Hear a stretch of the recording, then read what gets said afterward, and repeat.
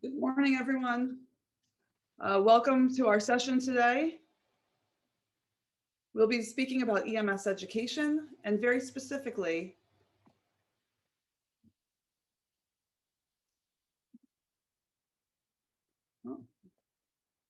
how to put the S for emergency medical services into a rotation or education of your EM residency.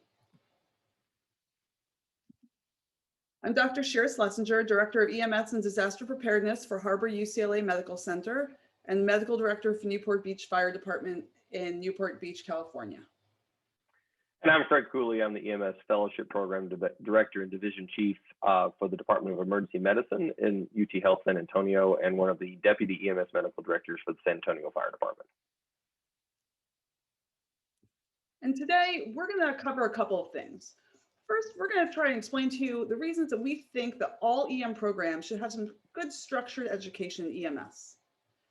We're going to then describe some key topics in EMS that we believe should be covered in all types of EMS education in your programs. And finally, we're going to provide a couple of examples of different types of EMS experiences that you can build. So first of all, let's talk about why an EMS rotation. And really most basically, as an emergency medicine educator, I believe, and I suspect if you're here, you believe that all EM residents deserve some exposure to all of the various types of future careers, or at least the largest or most common subspecialties that we see in emergency medicine, whether this be toxicology, ultrasound, critical care, pediatrics, or EMS. And in fact, EMS is not only the newest, but it is by far the largest subspecialty in emergency medicine with over 800 board certified EMS physicians, the vast majority of which arise from emergency medicine. So this is really something that a decent number of our graduates may consider going into. And even if they're not planning to go into EMS as their subspecialty or as a career option, really all emergency medicine physicians have to interact regularly with EMS. And therefore, they really need to understand how to communicate with these essentially adjunct health providers who will be affecting the care of their patients, because that flow of information is really important to maximizing the ongoing care of these patients with critical medical problems. And finally, it's an ACGME requirement, right? The ACGME actually requires that you teach about EMS and disaster in your emergency medicine residency program. Now, the 2019 model for the clinical practice of emergency medicine specifically described the aspects of EMS and disaster that it believes should be covered in training. And what it says is that residents should participate actively in pre-hospital care with providing some form of medical direction, interacting with providers, and learning how to assimilate that information that's provided by our EMS colleagues so that we can integrate this in the care of our patients. In addition, the model for emergency medicine clinical practice also wants us to teach our residents to be able to consider and apply the principles of preparedness, triage, mitigation, all of these aspects of the disaster cycle that we learn in our EMS and disaster training. Our residents need to have some understanding of these principles as they move forward. Now, so you know, as we kind of continue forward, the ACGME requirements very specifically state a couple of things that have to be included. One, they have to have some ground unit ride-alongs. And two, they have to participate in an MCI drill. Now, also, so you know, because this comes as a surprise to people, is that if your residency has that kind of sexy option, which many of our residencies do, of having helicopter or air ride-alongs, you actually have to tell your residents that there are some risks involved. This has to be done in writing, and the residents have to be given the opportunity to opt out of this experience, because air ride-alongs are a little bit more dangerous than anything else we generally do in ground ride-along EMS. So in general, yeah, why do we support the idea of an EMS rotation or EMS education? because it's part of EM, because our residents may be interested in this as a career, and because the ACGME tells us you have to. All right, so now as my residency program director likes to point out from time to time, the residency program is not supposed to be a pre-fellowship program for EMS.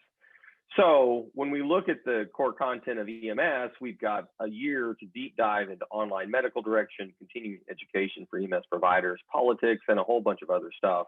And translating that directly into the EM residency education is probably not appropriate or fair. However, there are a good deal of overlap, particularly when we talk about some of the clinical aspects of emergency medicine that we obviously want to focus on. Things like cardiac arrest, environmental emergencies, trauma, et cetera, are pretty obvious topics that have a true clinical component with a slight twist for the pre-hospital treatment of that, but also opportunities to talk about how the system works of why trauma centers get trauma patients, why are stroke and STEMI centers the hospitals they are in a particular area. And then obviously there's the more specific overlap of the more specific medical oversight component.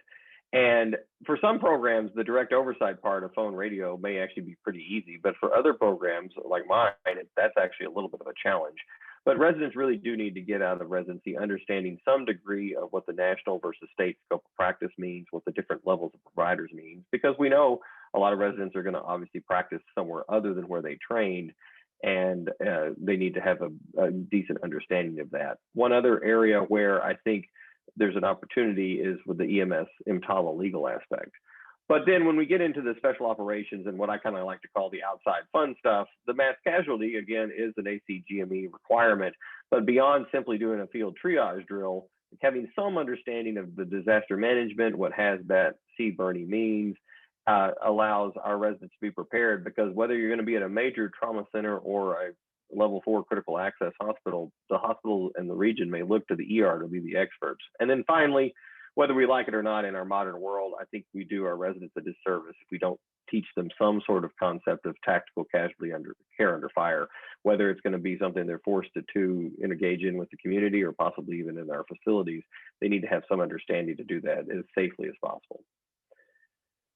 So the running joke in EMS is if you've seen one EMS system, you've seen, well, one EMS system. And when we look at the state of EMS education across the country, I don't think it's that dissimilar of a statement. So how do we look at this?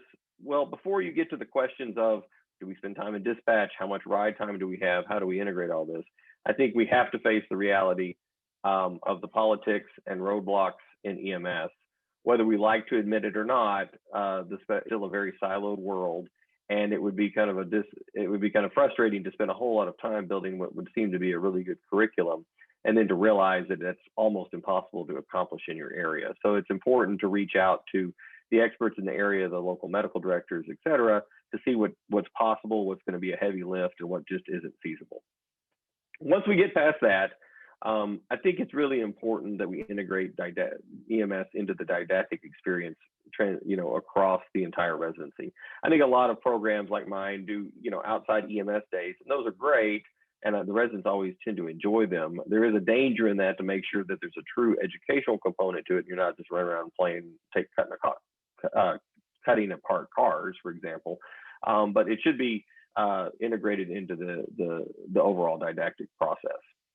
The next question then, of course, to ask is, what kind of clinical experience are you going to get? Like we said, the ACGME requires some sort of ground experience. Is this going to be an isolated rotation? Is it more of a true longitudinal experience across the entire residency timeframe, or is it some sort of hybrid? And then how is that clinical exposure going to look? In a perfect world, EMS response vehicles would be the best way to do it. And at my shop, we have a pretty high-speed team, and our fellows are in the streets a lot. But putting a resident with the medical director who spends most of his time in his marked vehicle going from meeting to meeting may not necessarily be what we're looking for. EMS supervisor shifts are often a way to try to get a higher yield number of calls, but these can also get into admin task heavy roles and not necessarily seeing patient contacts.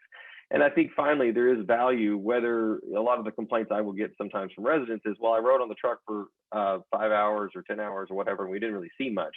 And I try to impart upon them the point of riding with the ground units is not necessarily the clinical part, but actually the ability to see what the crews interact with, how they interact in the field. And depending on where your residents come from or their backgrounds, this may be an eye-opening experience to where your patients come from. So if it was easy, everybody would be doing it. So when you look at this, the challenges, I think, for the longitudinal in particular is obviously there's only so much didactic time in a residency, so you do kind of have to find ways to be efficient when you're competing with other topics. And then this can put a pretty big burden, depending on how big your EMS shop is, on how much they have to do. And something just logistically that can be kind of a pain. Oftentimes, if you're talking about larger city fire departments or EMS agencies, the scheduler for the fire department is a lieutenant or captain that's on a rotation, and they want to get out of that job as fast as possible. So you're almost having to reinvent the wheel every year or so. And then last but not least, when it's longitudinal, tracking the resident to completion can be sometimes tricky. On the other hand, when you look at it from a rotation standpoint, again, because of time, there's only so much time in residency. So you may be splitting this month with another topic, and how do you coordinate with that? And then you get into the randomness of EMS. And if your truck goes out of service for a while, or there's an issue going on that month that the resident doesn't get that good baseline experience, that can be sort of a disadvantage. So what we're going to do now is each talk a little bit about our programs and kind of look at the plus minuses, and then kind of wrap up with some final thoughts. So again, I come from Harbor, UCLA, and we are a large 4-year urban program at a level 1 trauma center. And our hospital actually runs a base station where we have specially trained nurses that provide regional medical direction. But we have no linked EMS provider agency. So that means that I do not have direct control or contact with the many EMS agencies that deliver patients. And there are over 4 agencies that deliver patients to our hospital. In addition, legally in LA County, EM residents cannot provide direct field care. And I'm the only full-time faculty that does EMS at my institution. So this creates a specific type of situation. We've, as a result, created what I consider to be a very strong EMS experience for our residents that involves both longitudinal and discrete experiences. Now, our longitudinal experiences are actually not just open for our residents, but are open to all of our residents, faculty, and the MITNs or base nurses that provide medical direction. This involves a variety of didactic experience and are both involved in resident conferences and other optional experiences. So we, in conference, provide quarterly tape reviews that are on the base medical direction provided through our base. We provide an annual wilderness medicine experience for our residents through conference, an annual EMS day, which is a 4-hour resident conference education session, and we do the annual large-scale disaster or MCI exercise. And we do periodically HURT trainings where we train essentially physicians together with one of the regional USART teams to provide advanced level field care for entrapped patients. Now, these are all longitudinal or optional experiences. In addition, we really focus the core of our EMS training in our second year. And this goes from the beginning of second year through the end, where we start with in their July month, an intro to disaster course, where they learn not only to put on the hazmat suits and provide decon, but also the principles of ICS. In the middle of the year, they learn how to become base physicians to provide medical direction. And then for the rest of that year, they do a radio internship where they learn to provide medical direction equivalent to our base trained nurses, while also doing a 2-week focused PGY2 EMS rotation. The EMS rotation has a couple of different aspects that cover the many things that Craig kind of discussed, right? They have some clinical exposure, which includes both clinical exposure and practice answering calls on the radio and providing physician level medical direction, but also going on their ride-alongs and learning a little bit about the dispatch system so that they can learn about EMS and about its interplay with emergency medicine from the placement of 911 call to arrival at the emergency department. They also get to sit in or participate in administration, some paramedic education, a little bit of disaster administration, and also introduction to EMS for children. After they finish their second year, continuation into the PGY's 3 and 4 years is really dependent on their level of interest. Now, they are required to continue to be base physicians responding to online medical calls and also independently answering calls to support the MICNs when multiple calls arise simultaneously. In addition, they can participate in bedside teaching for paramedic students who rotate in our ER or at the Paramedic Training Institute. And they can shadow or assist at a variety of mass gathering events, like this picture from this rave that you see here. If they are particularly interested in some element of EMS or wilderness, they can participate in a selective track that goes on through their PGY3 and, excuse me, or 4 year, which can be for general EMS, wilderness, helicopter EMS, or aeronautics. And we've opened up these options by basically just reaching out to a variety of organizations or agencies in our area, basically offering our services and asking if they have anything that in which our residents might be interested. And this has really opened up the doors to a lot of interesting experiences. And through this kind of combined discrete PGY2 and longitudinal optional track, we've been able to really support our EM residents who have EMS interests. All right. So at UT Health San Antonio, we are a 3-year program and kind of the typical county tertiary referral center. We have an EMS fellowship and a response vehicle for the fellows. And one thing that's particularly unique for us, the only military fellowship in the country is across town. So we actually end up with and we act essentially as one fellowship. So our fellowship actually is pretty large. This coming year, for example, we're going to have 3 fellows on our side. They're going to have 3 fellows on their side, and they actually do in the second unaccredited year specific to the military.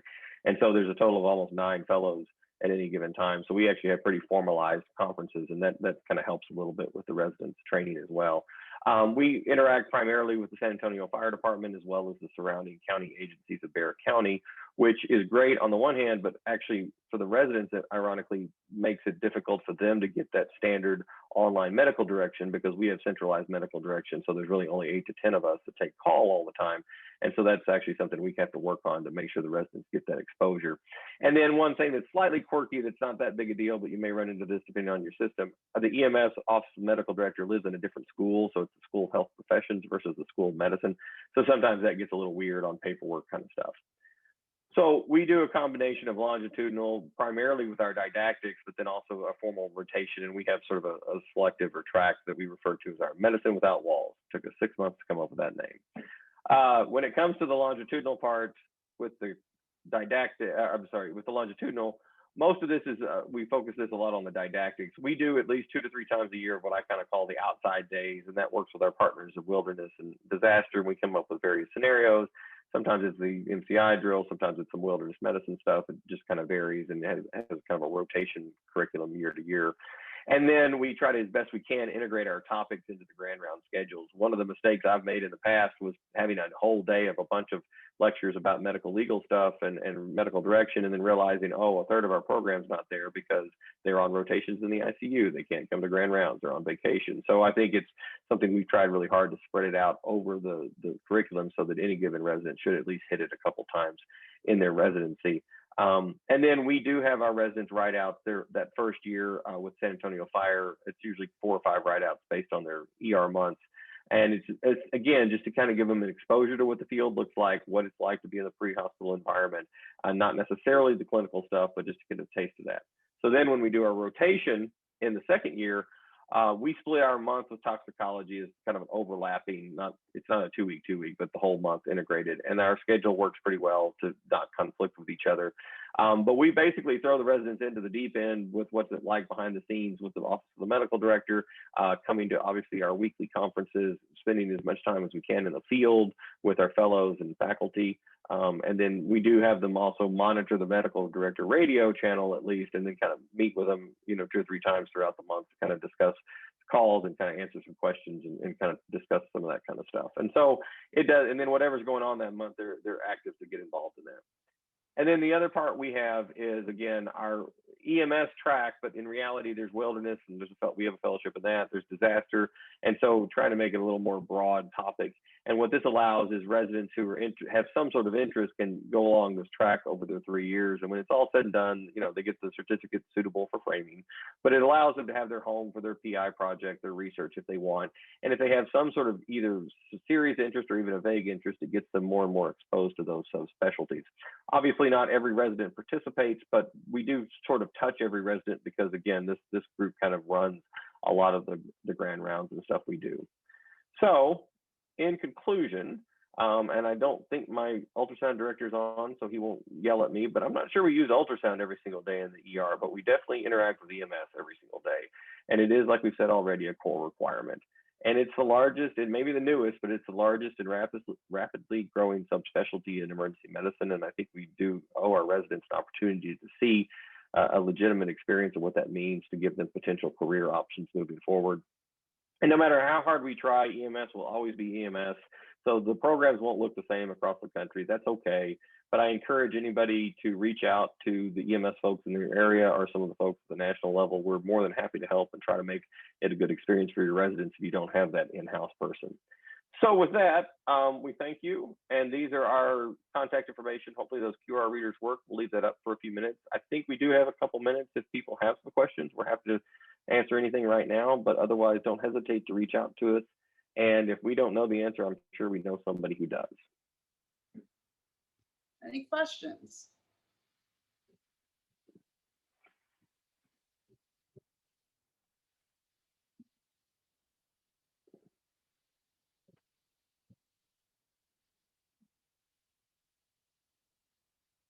All right. I don't see anything in the chat. I don't want you to go without a question now. Come on, that wouldn't be fair. So, do you see when your residents are involved in doing any of their research on an EMS related topic, have you found it valuable, or do they actively go out and seek someone from the EMS community that's actually a provider to actively participate in the research? That's something I see a disconnect often, is that the people who actually provide the care in the field often don't have a role in the research, don't end up as an author or really actively participating and learning the research process. Thoughts? So in our system, I'll be honest, that's definitely not something that we tend to have active medics involved in. We do have a lot of people from our neighboring agencies' QI departments. Oftentimes these are nurse educators or kind of paramedics who are no longer practicing, let's say, who can be or are participating in the research and do get some authorship on some of this work. But that, for us, we're a fire-based system. Most of our medics are firefighters.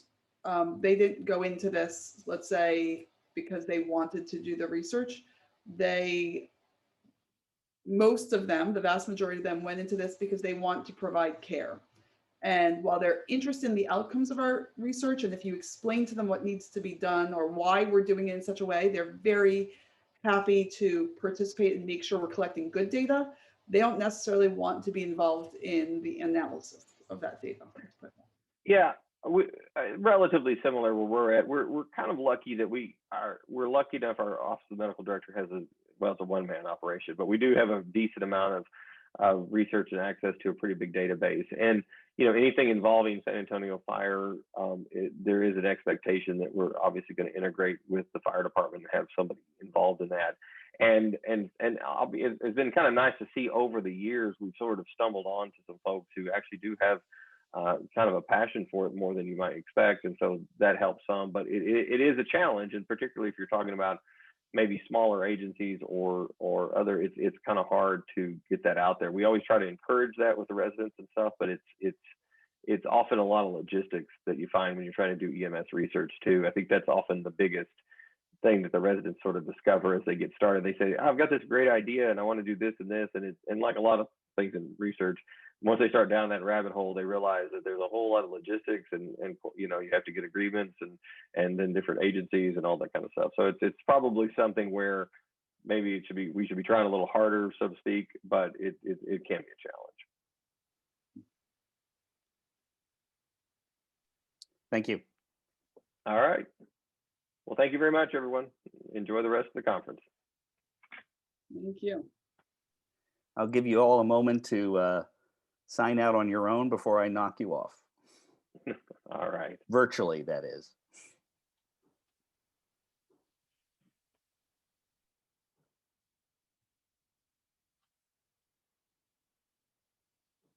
Bill and Marina, can I ask you guys a question? Or Bill, can I ask you a question? Yes, go ahead. How loud was the crash? Pardon? At a certain point while I was speaking, there was a crash. How loud was that? Oh, I didn't hear it at all. Wonderful. Didn't hear it. Didn't hear it all. I do have a question for you. Do you know that there is the Pre-Hospital Care Research Forum, which is housed in the David Geffen School of Medicine for UCLA? Are you familiar with it?